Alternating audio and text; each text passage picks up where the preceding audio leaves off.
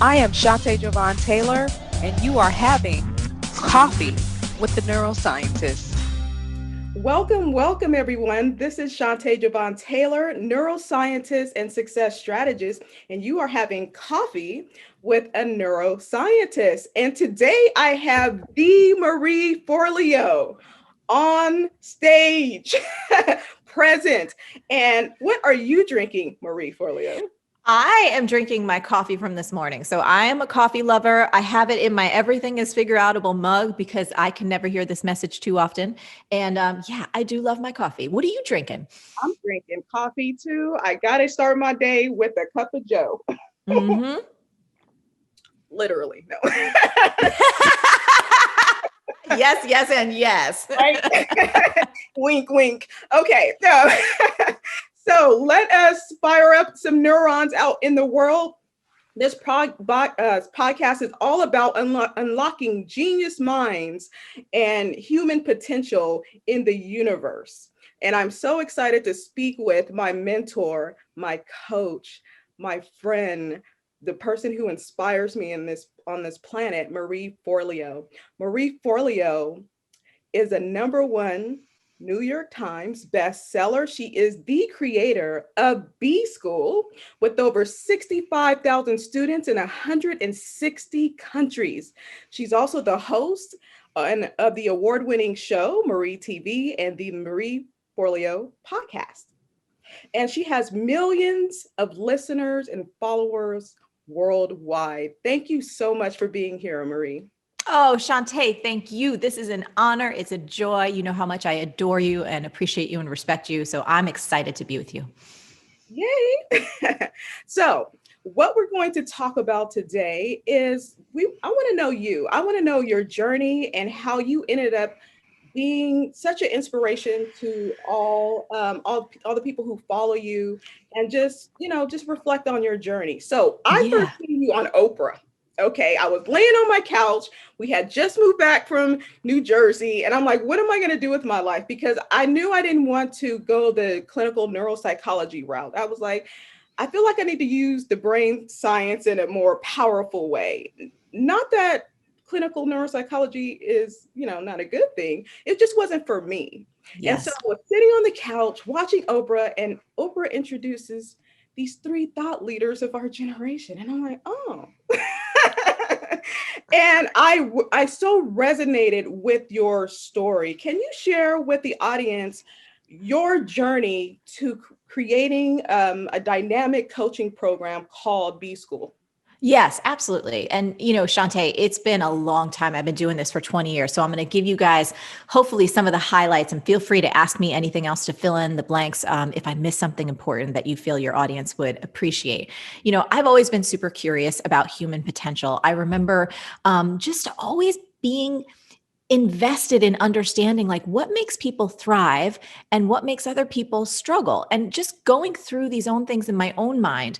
Also my own journey of trying to figure out who I was meant to be in this world. I remember taking my first almost like metaphysical class in college. It was a class that was based on Deepak Chopra's 7 spiritual laws of success. And I was like, my goodness, there's someone who taught a class on this. This is great. It's where I learned how to meditate, but it was also where I got introduced to the world of personal development, and that there were these concepts or tools or tenets or practices that we human beings typically aren't taught in grade school or in high school. And I was just being introduced to them in college. And that when you practiced these things or experimented with them, you felt better. You were more effective in your day-to-day life. You could figure out problems. You could be more connected in your relationships. And I remember thinking to myself, like, why aren't we taught this growing up? Like, I cannot believe I'm in, my early 20s at that point, and I'm just being exposed to this information. Cut to me always, when adults would ask me, Marie, what do you want to be when you grow up? I never had one good society approved answer. It was like, I want to be an artist, a dancer, a writer, a businesswoman, a fashion designer. It was always 17 answers. And I remember adults would just like glaze over their eyes, like, who is this child? When I got to college, I remember thinking that was going to magically somehow collate into like one career I should have. Didn't happen. I went with the best of what I knew. I had originally started off as a psych major because I am so fascinated with us as human beings and how we can operate at our best. But when I took my first psych class, Shonté, I remember being in that auditorium, and the gentleman who was teaching, it was like a 101 class, was like, okay, first thing you need to know is everything that's wrong with you is basically blamed on your parents. They messed you up. And I was like, I need to change my major immediately, because even as a 17-year-old, I was like, I do not like that framework of that we are intrinsically broken. Other people messed us up. And that's kind of where we're starting from. Didn't feel good to me. I also had a simultaneous passion around business. My dad's a small business owner. And so I had grown up being with him in his small business and was just fascinated by the fact that you could take care of your clients and over deliver and like show up for them in big ways. I switched over to a business major. When I wound up graduating from college, the first job I had that was a real job besides babysitting and being on the boardwalk in Jersey was on the New York Stock Exchange, Wall Street, the floor. And I was psyched because Shonté, my family, no one in my family went to college. I was the first to go to college. We didn't have much money growing up, so everything was such a big deal. And I felt so honored to have a job with a paycheck and health benefits, and was really grateful for that. But I will tell you this, I started picking up clues. First was my intuition that said, Marie, this is great, but this isn't who you are. This isn't what you're meant to do. This isn't who you're supposed to be in the world. And Shonté, at first, I was like, shush, I have a job. I am a professional. I'm going to make it in this world. But as time went on, that little voice kept getting louder and louder. And I was observing the people around me, which at that time, 99.9% men. I was one of the only women on the floor. And the culture was rough. Like there was a lot of sexism. I actually cut off all of my hair. I had a pixie cut because I was so frustrated. I thought that because I had long flowing hair, that was one of the things that was getting people not to take me seriously and hitting on me. That didn't work. It was also the kind of culture where I'm just going to be real. It was, 4:00 bell hit. You head out to like strip clubs. There's a lot of cocaine, there's drugs. And I just was like, this is not me. This is not who I am. This is not what I want to do. So one day I walked onto the floor and I felt different. I was actually starting to feel physically ill. What I can recognize now is probably what was like a mini panic attack where I was dizzy. I couldn't breathe. I was like almost hyperventilating. And I said to my boss at the time, I said, hey, can I go out and grab some coffee? He's like, yeah, sure. No problem. And I had just graduated from Seton Hall University in New Jersey. I was raised Catholic. So I was kind of trained that when you hit a crisis point, you look up for a little guidance. I didn't go get coffee. I made a beeline to the nearest church, Trinity Church downtown. And I sat on the steps and I just cried because I felt horrible. I said, I know how lucky I am to have this job. I know that my parents worked their tails off to even put me in college. I'm the first to even go through college. And here I am hating this, wanting to quit. This voice keeps telling me you're not meant to do this, but the voice ain't telling you what else you're supposed to do instead. And so the first bit of guidance I got, a little voice from God, was like, call your dad. So I took out my flip phone because it's 1990, whatever, 8. And right, that's what we had. Yes. And I'm bawling to my dad, the ugly cry where like there's snot bubbles, that kind. Mm-hmm. And he interrupted me, says, Ree, slow down. He's like, you've been working since you're 9 years old. I am not worried about you figuring out how to keep a roof over your head or food on the table. He goes, but let me tell you the secret of life. You have got to figure out something you love. You're going to be working for the next 40, 50 years at a minimum. And if this job is making you this miserable and you're like physically ill and crying, and I'm not typically a crier, so this was unusual. He's like, you have to quit and you have to do everything you can to find something you love, because when you do, it's never going to feel like this. Not saying there's not going to be hard days, but you're not going to be hyperventilating, having panic attacks and doing ugly cries with snots coming out of your nose over what you're doing. And he didn't tell me what I was supposed to do. He just gave me that drop of wisdom, and something in my soul, Shonté, settled because I felt the truth in what he was saying. And it was also a little bit of a permission slip because I realized I wasn't going to bring shame upon my family if I quit. So I quit and I made a decision. I was going to go on an odyssey to figure out what I was meant to do. And the only 2 clues I had was I was very artistic as a child, highly creative, always doing art. And I also loved business. I was on Wall Street. So there was these 2 sides of me. And I was like, well, how do I merge these things? They don't seem to go together. So I thought maybe magazine publishing. And at the time, lot of us women, especially back in the, you love reading your magazines. They're cool. You learn about new stuff. You're expanding your mind, and they're fun to look at. So I hustled and I got a temp position at Gourmet Magazine, which was part of the Conde Nast empire. Mhm. I was so psyched, Shonté. I was like, okay, this is going to be awesome. First of all, gender balance different. Publishing, especially at that time, it was like 98% female. And I was like, okay, like I can be myself here. This is amazing. And for the first 6 months, I was excited. It was new. It was awesome. My woman was a boss, the publisher, who was very powerful. She was a woman. She was amazing. But that voice came back, Shonté. Marie, this isn't who you are. This isn't what you're meant to do. This isn't what you're supposed to be in the world. And I was like, are you kidding me? What's wrong with me? I love working. I have a very strong work ethic. And yet this voice was getting louder and louder. This time I took an objective look and I said, okay, let me take a step back. I didn't like Wall Street. I get that. But what's happening here? And I thought to myself, I looked at my boss and I said, I don't really want her job. And I looked at my boss's boss, the publisher, and I was like, gosh, I can't see myself aspiring to be her either. So if I don't want to climb this corporate ladder, what am I doing wasting their time and mine? And then I thought more analytically. I said, okay, maybe this is still too in the business realm, like ad sales numbers, meeting your quota. Maybe I'm pushing too hard on the number side and I've kind of starved my inner artist. Maybe I should be in something more creative. So I said, aha, what if I go to the editorial side of another magazine? Brilliant. I go to HR. I said, any magazine that has an editorial assistant position open, please consider me. A couple months went by, got a fashion assistant position at Mademoiselle magazine. I'm like, all right, this has got to be it. I'm going to fashion shows. I'm working with photographers, designers. Like, this is going to be amazing. Shonté, what do you think happened? Months go by, the novelty wears off, and all of a sudden I hear these same inner voices. Marie, this isn't who you are. This isn't what you're meant to do. This isn't what you're supposed to be in the world. And at this point, I'm not lying. I thought cognitively something was broken. I was like, none of this makes sense. I am extremely diligent. I want to work. I love work. And I cannot seem to hold on to a job because something in me keeps dying this slow death. And my inner voice is screaming to quit. I felt awful. I was on the internet probably one day when I shouldn't have been. And I came across this new profession at the time, Context, 1999. Mm-hmm. The new profession was called coaching, specifically around life coaching and business coaching. It was talking about how coaches are these people who can create businesses that strategize with others where you are both peers. No one's above each other. And you strategize on how to help people create the futures that they want. And I will tell you, Shonté, something inside of me lit up like a Christmas tree. It was as though the clouds parted, little angels came out, and it was like, oh, like this is what you're meant to do. But the mean girl, the critical one, the fear-based conversation in my head went like this.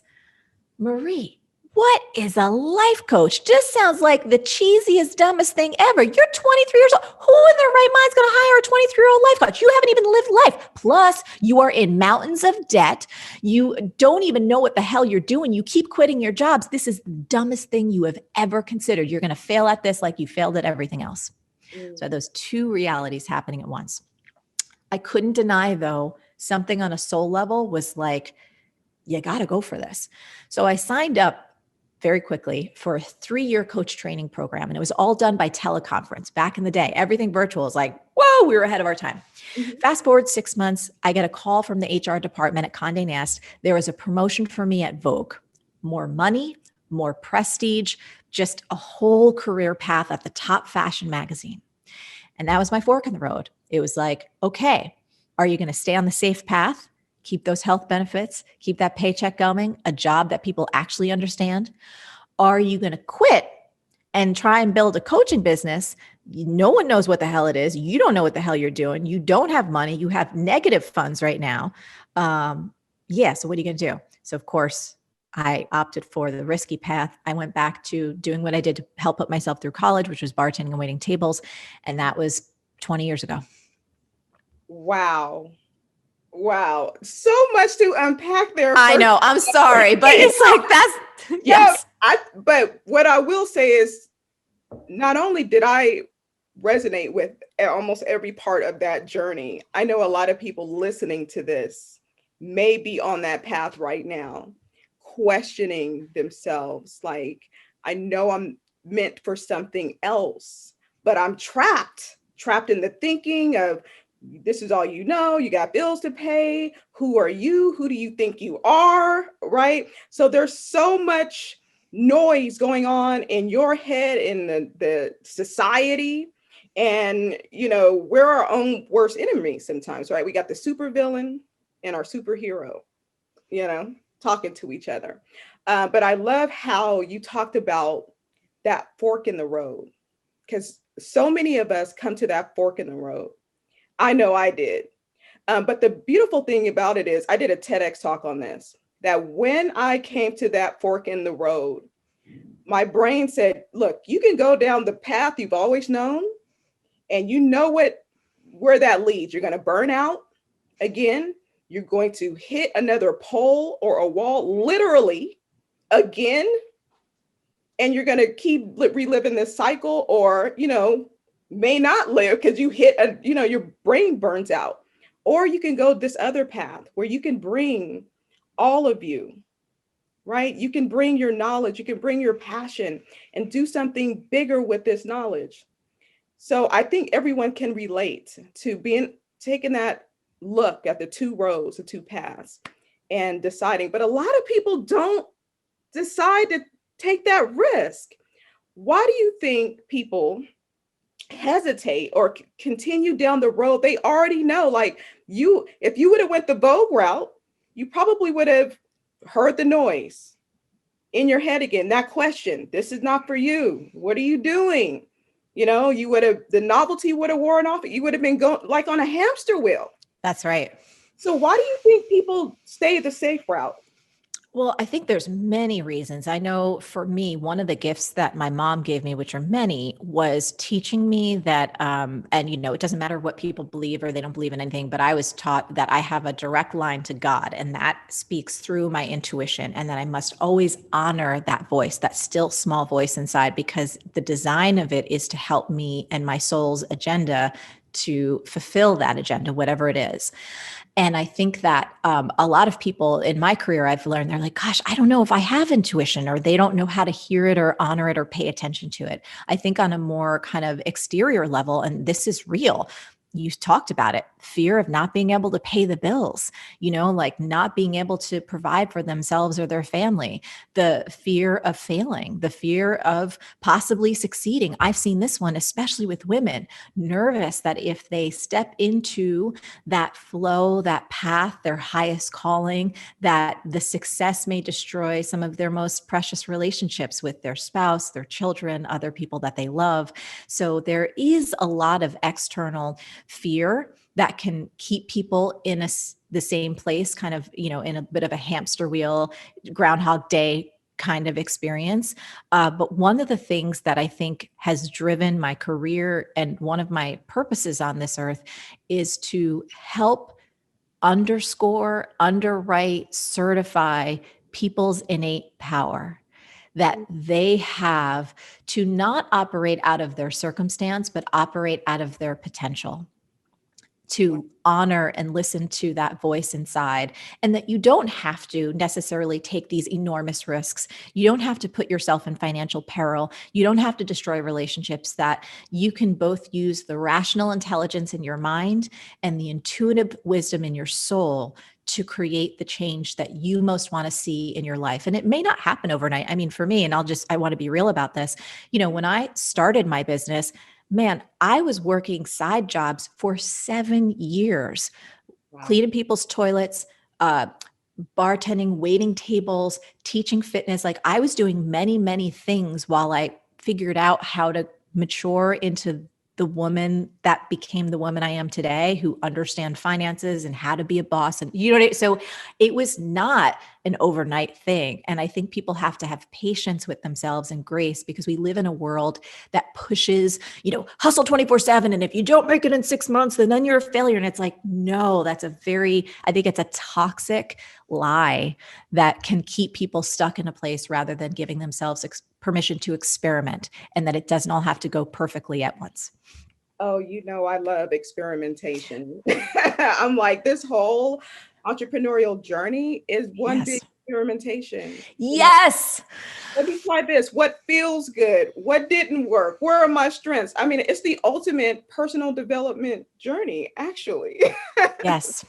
So you created B School. I don't think a lot of people know that you clean toilets. I mean, the work ethic and the drive that you have to have in order to, do those type of things so you can live your higher calling. It looks messy at first, right? It doesn't. And it still looks messy. Let's be real. One of the things I want to underscore that you said, Shonté, which is so brilliant and wise, and I want people to hear this, my business has been running for 20 years and I work, of course, I am diligent. I have a strong work ethic, but I don't have a crystal ball. Part of what we teach in B School, which we'll talk about, is I discovered early on, thankfully, that there were certain timeless principles that made businesses work, or at least gave them the best possible chance for success. If you had a couple of these things lined up and you kept leaning into them, kept refining them, you would give you and your business the highest possible chance of flourishing, being profitable, being meaningful, being a beautiful representation of your values and the change that you want to see in the world.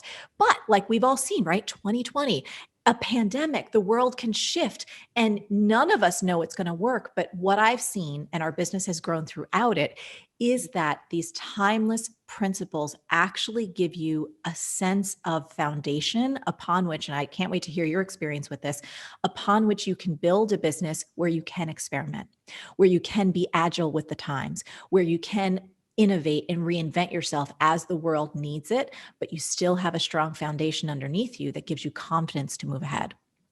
Absolutely. That's beautifully put. And for this business, you have to be whole brained, right? So you talked about listening to your intuition and you're artistic. That's totally your right brain, right? But you love numbers, right? You like strategies and systems, and you wanted a career where you can merge the two. And so entrepreneurship is that vehicle to allow you to express the highest level of your brain and yourself. And the beautiful thing about the brain is that it'll keep giving, it'll keep serving, it'll keep following your directions, it'll keep being creative. It's like limitless, right?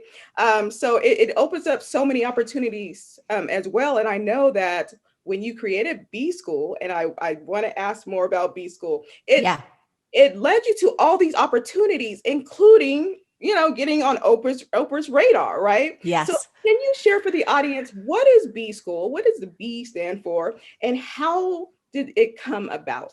Yes. So B stands for business. We've had students over the years say it stands for brave and bold and, all these other beautiful B words. But the way that B School came about was this. When I was starting my coaching practice, I realized something big, which was you can be amazing at your craft. For me, the craft was coaching, being able to work with people to produce real lasting change and results in their lives. But you cannot just be good at your craft. You also have to understand how to be a business person too. If you're the best chef in the world, the best graphic designer, you do jewelry, you cannot just be the artist. You also have to understand how to make that business sustainable. And that requires some skills specifically around marketing and sales. And so I was learning for myself because we're not taught this in school. I certainly didn't learn this, even though I had an undergraduate business degree. It was all technical. It was statistical. It was stuff that, frankly, Shonté, I never use today. So I was going out to all these different conferences. I was signing up for anything I could to understand how do you grow a small business in this new digital world. This is the year 2000, 2001, 2002. Email was brand new. No one had done that. Advertising online, brand new. So I was learning all these things and I noticed something. Shonté, every conference I'd go to, every seminar room I'd show up in, once again, it was almost like Wall Street. 99.9% of the people on the stages were men. And at that time, not 100%, I just want to be clear, but my personal experience was a lot of the energy was around extracting as much profit as possible, and there was like highlighters and arrows, and it just felt like I needed a shower sometimes. And my idea of business, I learned from my dad, which was like, hey, the best of you comes out. You over deliver for your clients. You fall in love with your clients. You show up for them big. There's a lot about values.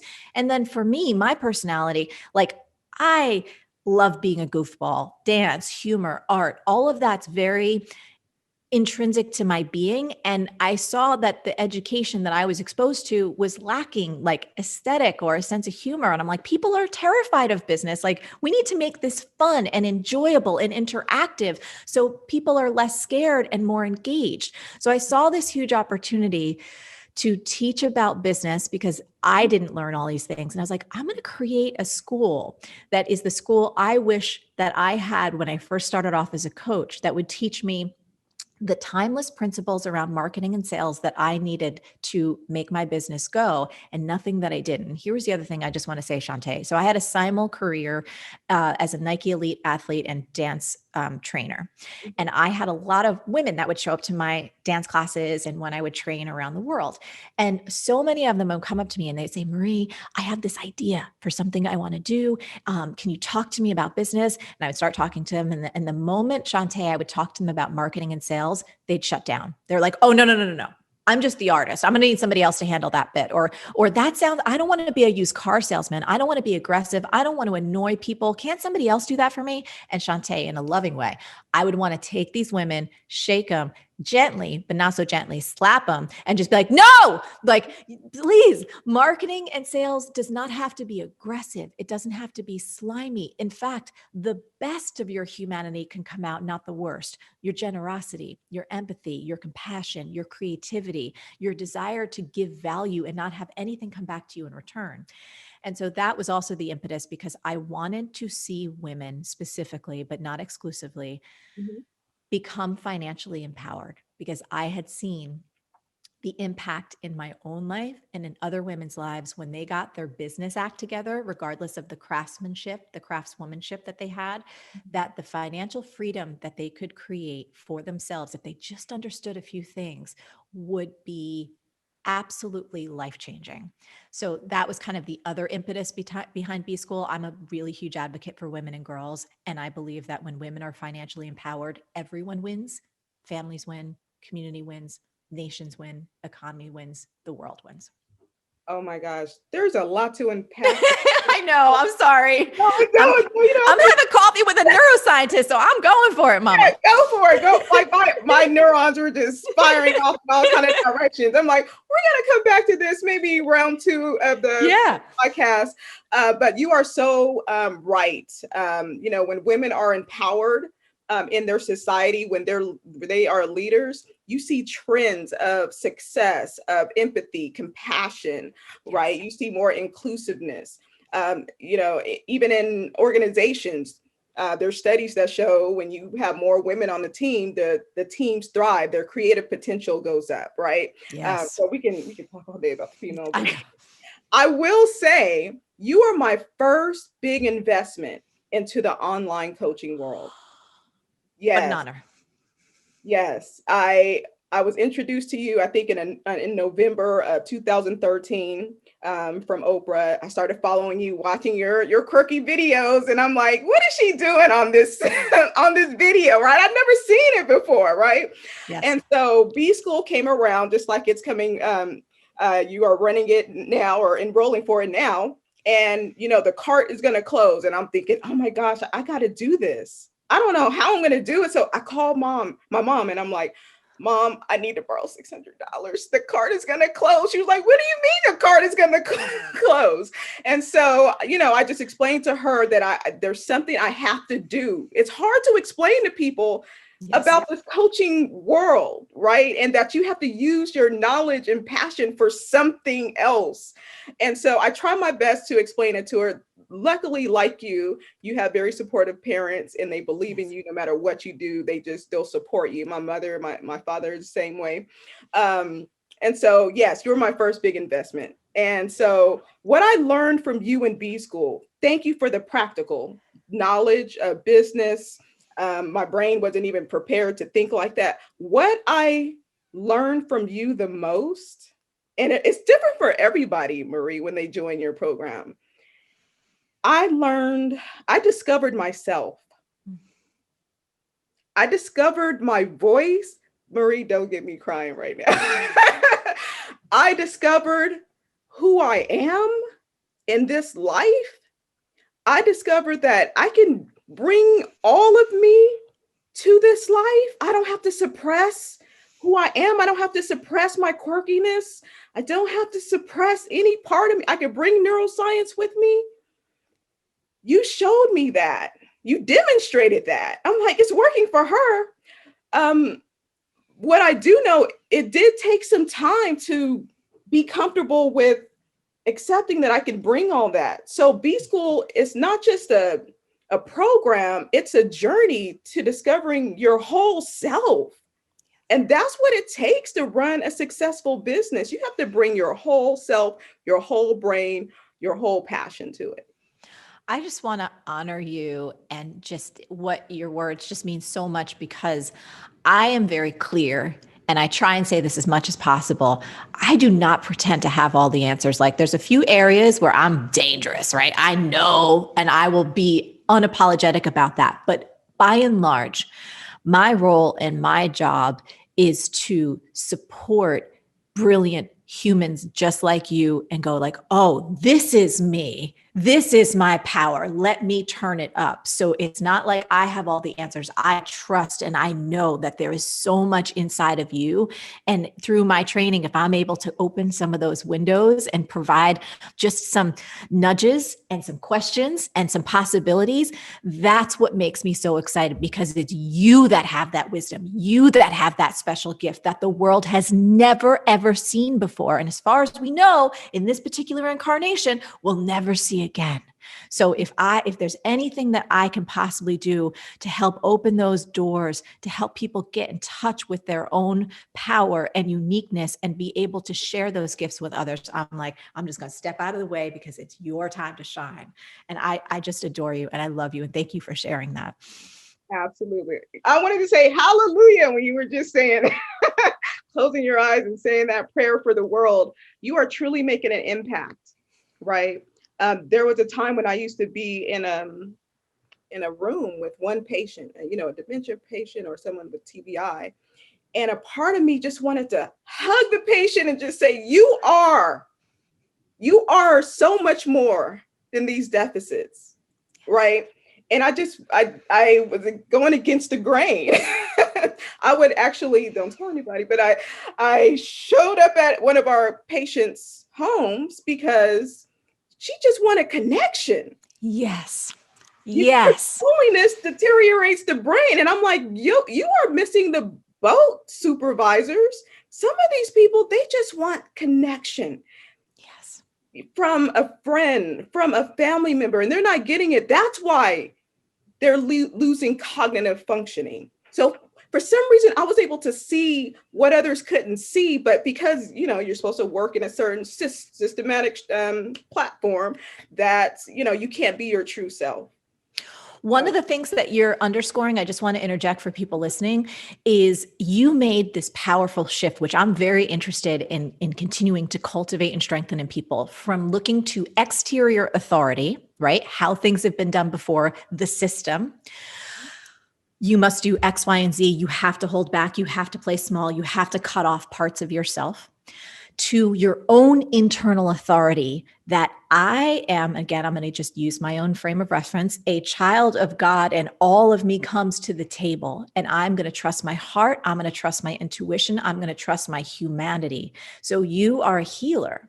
And what you did is you took a look at a situation and you said, hey, this person is more than the label of what they are challenged with right now, and feeling into the fullness and saying they need connection. I understand from my intellectual training that loneliness, that lack of connection can be detrimental to someone from a cognitive standpoint. And I also know that on a soul level, connection heals. And so you made this big shift from paying attention to external authority to having the confidence and the courage and the trust in your own internal higher wisdom to follow that. And that's what we do with B School, is helping people go from, I don't know. And it's overwhelming. Of course it is. Of course it is. That's totally cool. That's where we all are. But part of what I like to do is train people to become their own authority and train them to make those wise decisions about their business and their life, not based on what everybody else is telling you to do, but based on both solid principles of psychology and human understanding and confidence in the natural knowing and internal wisdom that you were given at birth. Wow. That's a priceless outcome, listeners. Oh my gosh. There's no value I can place on B School. It's like I probably would have paid $100,000 had I known what the real outcome was going to be. Of course, it's not $100,000, but you feel like $1 million coming out of it. And we all have, multi-million-dollar industries in our brain, right? And Yes. Marie helps you to pull it out by, essentially, you help people to use their whole brain. Yes. You got to know the marketing and the sales and stats and numbers. Your brain actually needs that in order to fulfill the mission, right? And you help them to, tap into their internal dialogue, their intuition, and their higher guidance. So that is the power of B School. What do you want to tell people about B School, and why do you think it's important in this moment for more people to go out there and live their highest selves? Well, I think one of the lessons that I was reminded of, and many of us were reminded of over, the past year, everything we've all been through collectively as a global society, is that the safest bet we can make is on ourselves. So many people understood and have seen, you can't really depend on an outside organization, outside authorities, that in many ways, whether you run your own business or you want to work in a smaller company that's more agile, having an entrepreneurial mindset and understanding how to behave like an entrepreneur, which means understanding how to take intelligent, smart risks, understanding how to advocate your ideas, the possibilities of the world in such a way that gets buy-in, gets people to say yes, inspires people to take action. All of those skills, which I consider entrepreneurial skills, are the skills to not only survive, no matter how wild the world gets around us, but to thrive. And most importantly, Shonté, to create the meaningful change that so many of us want to see. There are so many challenges that we face collectively as a humanity, right? And everyone has different passions. Everyone has different skill sets and gifts. And my belief is that we need the full diversity of talents, gifts, humans, perspectives coming together to solve these things. And, there's not, for me, I'm agnostic. There's not one issue, right? There are many issues. But if we've got folks who are like confident in who they are, they have the skills and the tools to inspire people to act, to do things that are good for them, good for the world, good for everyone else. I think that's where we need to get to if we're going to have a world which we all know is possible, something that is more equal, something that is more just, something that is more harmonious, sustainable from a climate perspective and an ecological perspective, from an economic perspective. There is more than enough to go around in terms of money, in terms of food, in terms of resources, but we haven't done a great job collectively yet of actually living into that truth. And we're starting to, or at least we're starting to have some conversations, right? We're making progress. We have tons of work to do on so many channels. But for me, empowering people to go beyond their own limitations, to trust the wisdom of their heart, and to have the skills, the tools, and the capabilities to thrive in an otherwise chaotic world and stay in that place of hope and unity, that I feel like is a part of what I can contribute to helping to make the world the place where we all want to live.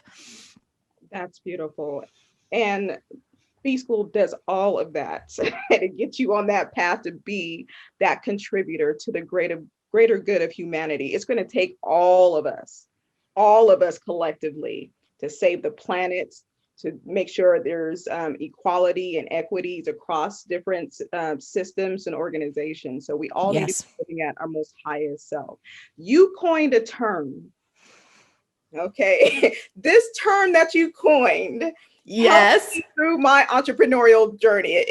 Whenever I said it, it calmed down my amygdala, my threat brain, my doubt brain, my fear brain, and I knew that I could handle anything. And that term was everything is figure-outable. Yes. Yay! Yes, you wrote a book on it. You have even the calendar. Yes. Thing, right? So when was that moment that you said, I can figure this out? This is figure-outable. Like, what was the moment that that term popped in your head? I'll try and make this quick. This is my mom. So again, my mom is a spicy woman. She is in her 70s. God bless, we still have her with us. But my mom, she's really interesting. She is about 5'3". She's got the tenacity of a bulldog. She looks like June Cleaver and she cusses like a truck driver. So she's an interesting, incredible soul. She grew up the daughter of 2 alcoholic parents in Newark, New Jersey, and learned really by necessity how to stretch a dollar bill around the block like 5 times. So Shonté, probably one of my favorite memories being with my mom as a kid growing up was in New Jersey, sitting at our kitchen table, and she loved to teach me how we could save money as a family. She's frugal as all get out. And she also taught me that if you saved up what were known as proofs of purchase, do you remember those?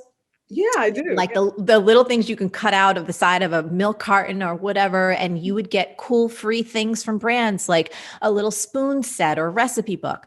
Well, one of my mom's favorite possessions in the world was this tiny little AM/FM transistor radio that she got from Tropicana Orange Juice for free. So it looked like an orange. It had a red and white straw sticking out of the side, which was the antenna.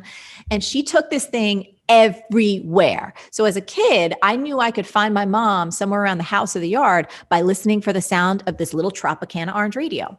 So one day I come home from school and I was walking home and I heard like music blasting in the background.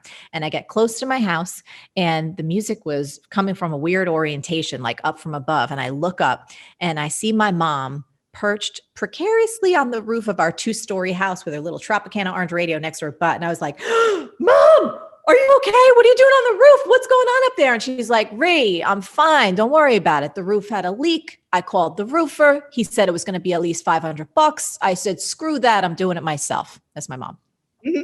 Another day I come home and I go in the house and I hear that tinny little music blast in from the back of the house. And I followed it. Turns out my mom's in the bathroom. Push open the door. There is pipe sticking out of the wall. There's dust particles in there. It looked like a bomb went off. I was like, Mom, what's going on? And she's like, Ree, I'm fine. She's like, the tiles had some cracks. I didn't want the bathroom to get moldy. So I am retiling the entire bathroom. Now, Shonté, this is the 80s. No internet, no YouTube, no Google. And my mom has a high school education. One day in the fall in Jersey, it's dark out. I'm coming home from school. It's a little creepy. I approach the house and it is dark and silent, which for an Italian-American home, this is not a good sign. I get that pit in my stomach like we all do, like something is seriously off here. I walk into the house, silence. Of course, my brain is going to the worst places. I'm like, where's my mom? No sound of the radio. What the hell's going on? All of a sudden, I hear these little clicks and clacks from the kitchen. I go into the kitchen. I see my mom hunched over the kitchen like it was an operating room. She's got screwdrivers and electrical tape, and in like a dozen pieces was a completely dismantled little Tropicana orange radio. And I was like, Mom, are you okay? That's like your favorite thing. Is it busted? What happened? And she said, oh, Rhea, I'm fine. She's like, the antenna was off and the dial was broken. So I'm fixing it. And Shonté, I just stood there like watching my mom like this, like just looking at her work, her magic in awe. And I finally thought to ask the question I should have always asked, which was, hey, Mom, how do you know how to do so many different things that you've never done before, but nobody is showing you how to do it? And she puts down her screwdriver and she cocks her head to the side. She's like, Ray, what are you talking about? Nothing in life is that complicated. If you roll up your sleeves, you get in there and you do it. Everything is figure-outable. And Shonté, I was like that phrase just like kept washing over me. And I kept repeating it to myself. I'm like, everything is figure-outable. Everything is figure-outable. Oh my goodness. Oh. Everything is figure-outable. And from that moment on, it was the thing that I repeated, neuroplasticity, made a truth in my brain and in my soul. And it has been the driving force of my life from everything And to this day, when the you know what hits the fan, because it does for all of us, problems are a part of life. They're part and parcel. Nobody gets away from it. It trains my brain to think creatively. And I love that you said this because I suspected this to be true, but you have the science training to prove this. My amygdala calms down. Like when I say everything is figure-outable, everything gets calm. And all of a sudden, even if I don't have the answer, I am calm enough to be able to take an effective action. That action might be to sit my butt down and breathe. It might be to call a friend. It might be to, open up my phone and call someone. No matter what it is, it puts me in a state of mind where I feel like my prefrontal cortex is online and my executive functions are available, which means that the part of me that could be useful in problem solving is here and ready to go. And it helps me stay out of stress, overwhelm, fear, the fight or flight response that can be destructive for many of us. That's exactly what saying everything is figure-outable does. Calming that amygdala, redirecting that energy, that blood flow that you need to access. What do I need to do now? What's available to me? Because if you're caught up in the threat brain, the fear brain, you don't have access to what you need to do except for running, fleeing, stopping what you're doing. So you're opening up communication in parts of your brain that's going to move you forward. So yes, I love that. It's my mantra. Thank you, Mama Forleo, for coming up with. Thank you, Mama. Yes, I definitely share that as well. So I know you are enrolling for B School so you can make a bigger impact, continue making a bigger impact and changing the world. How can people learn more about B School and how can they enroll with you? Yeah. So if you go to either joinbschool.com, we've got some incredible free training there. And then we also have a little tag if you want to check out the program and enroll. I would encourage people, if they're hearing this, we've got so much free training up now that even if you're just curious, it will be awesome because you'll be able to take a ton of notes and take away a ton of actionable strategies that can help you regardless. But if you want to join us for B School, you can go to marieforleobschool.com/enroll. You can see everything about the program. I think some of my favorite pieces are every student gets lifetime access. So as you mentioned, we have over 65,000 grads, and I've had folks who have their MBA and PhDs tell me that B School for them was more intense in a way that it was actually applicable, that it changed them from the inside out, and that it was comprehensive. And so they didn't get through the whole program, the first time they kind of worked through it. But I said, you don't ever have to worry about that. You can take it at your own pace because you have lifetime access. And this year we have a host of new masterclasses. We have all kinds of different things that we've added into the program. And when people invest once, you get to come back every year and you don't have to pay ever again. I think the other thing too, as a woman, as someone who started her business in debt, terrified, didn't have resources, we have a 100% satisfaction guarantee. Having people feel safe is really important to me. I care deeply about human beings, and I want them to know that, hey, if you come in here, you're going to have to do your work. You're going to have to give it a go. You can't just learn by osmosis. That's not how it works in life. But if you sincerely give it a go, and for some reason you discover it's not for you, we have everything clearly written. It's extremely transparent. But within, I think it's the first 2 weeks, turn in your completed coursework and we'll give you a 100% refund.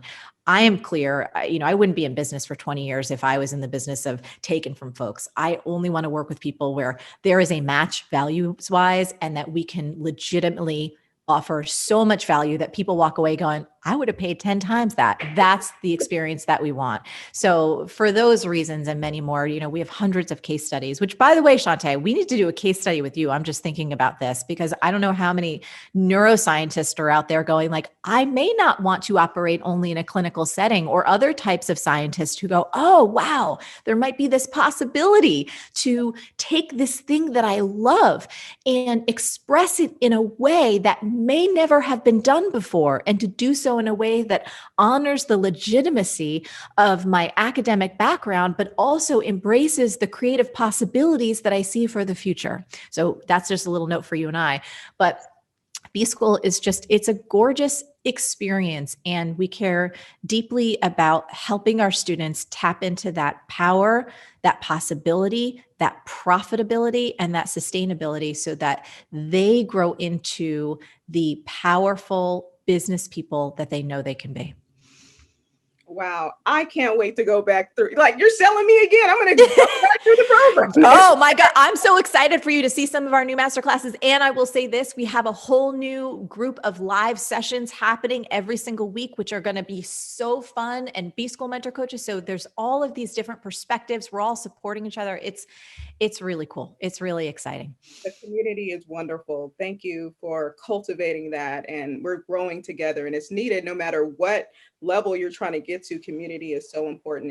And we have that with We'll go ahead and put those links somewhere in the show notes as well.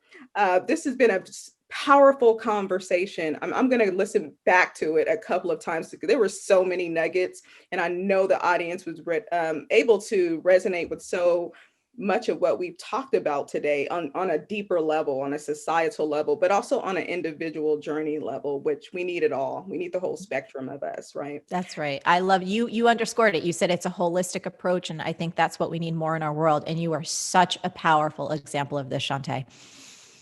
I feel like I wouldn't be here had I not took the risk, called my mom up, borrowed that $600. I was in debt. I had fears. But I made the decision. It changes. I'm taking the path that I haven't traveled before. I just need to shout you out for another reason too, because I want to say that I had taken your seminar that you did online about unconscious bias. And one of the things I just want to really acknowledge, appreciate, and celebrate you for is you are a woman who owns her worth.